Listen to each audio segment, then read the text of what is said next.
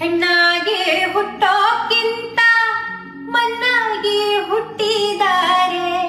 ಮಣ್ಣಿನ ಮ್ಯಾಲೊಂದು ಮರವಾಗಿ, ಮಣ್ಣಿನ ಮ್ಯಾಲೊಂದು ಮರವಾಗಿ ಹುಟ್ಟಿದರೆ ಪುಣ್ಯವಂತರಿಗೆ ನೆರಳಾಗಿ.